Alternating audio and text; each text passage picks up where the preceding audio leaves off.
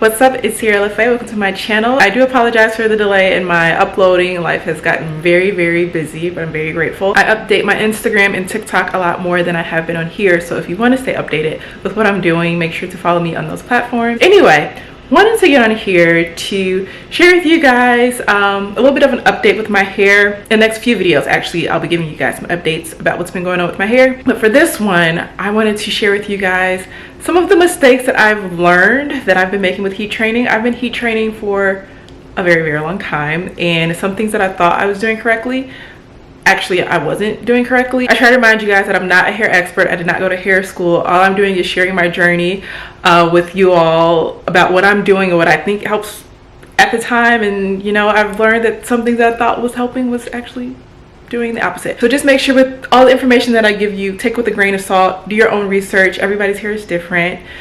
God is love, all of the things, okay? I'm not gonna keep rambling, let's just get into the video. Okay, one of the first mistakes that I believe that I have been making for such a long time is not getting frequent trims. And I know I have been such an advocate about you don't need your hair trimmed that often. The fact that I have to put so much heat on my hair with the industry that I'm in, I need to get more frequent trims. That is a huge mistake that I have been making, and one of the reasons why I feel like I haven't seen as much length retention that I would have liked. So I am going to make it a habit to try to get a more frequent trim. I'm not going to take it to the extreme to, I think some hairstylists say, like every 8 weeks. Like, no, I'm not ready to just jump into every 8 weeks. Instead of once a year, let's try 3 times a year. That'll be the goal for this year. The next mistake I've been making is not seeing a hairstylist frequently. I think it's good that I've been able to manage and care for my hair pretty well, but I only know so much, and there are some things that a stylist can make sure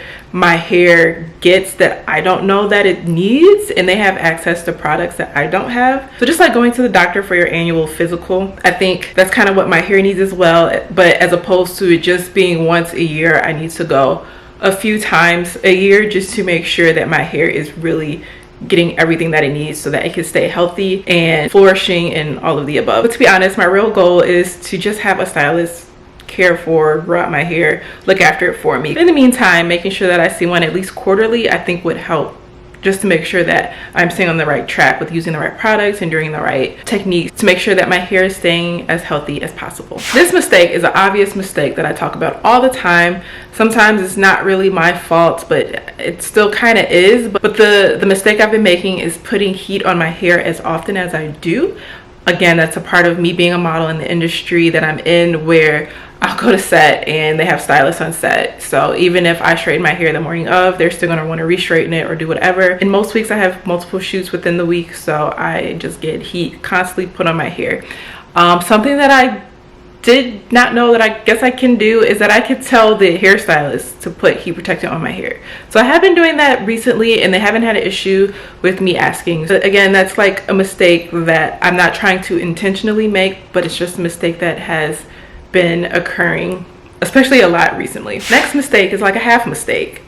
So the good news is that I have been keeping my hair pretty good in protective styling. However, I have been neglecting my leave out. So it doesn't really help that I'm caring for like a big bulk of my hair and then I have a section of my hair where I'm just completely damaging. I have not been deep conditioning it, and I really should be sitting under a hooded dryer when I have the conditioner on my leave outs, and then I shouldn't be washing my leave out twice a week. But because my weave sometimes needs to be washed out quite often, especially with the products that are put in my hair throughout the week, my leave out has just been completely neglected. I mean, sometimes I will mix up my shampoo and put like good shampoo on my leave out and then put dollar shampoo on my weave. So what I want to try to start to work on is figuring out a style where I can just protect all of my hair, whether I could find an amazing wig specialist who can just make the wig look like it's growing from my scalp, or kind of changing up my look to doing more braids. And this last mistake I'm very disappointed with myself about, because it's one of the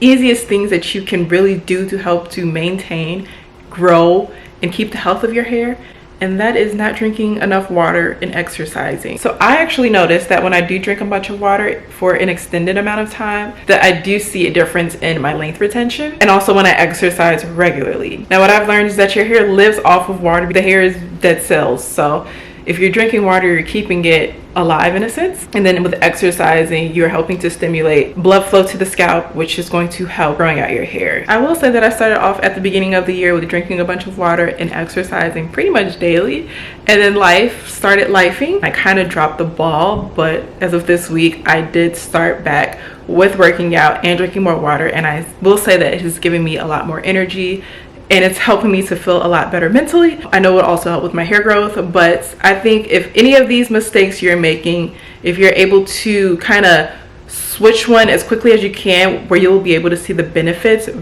pretty quickly, is to make sure that you're drinking plenty of water and getting some type of exercise. Here are some of the hair mistakes that I've been making. Again, I will be getting this sewn out today, so I will give you guys an update on how my natural hair is doing and some of my goals for my hair for this year. Let me know if you've been making any of these same mistakes. Make sure to leave them in the comment section below, and until the next time, ciao. I want to thank me for doing all this hard work.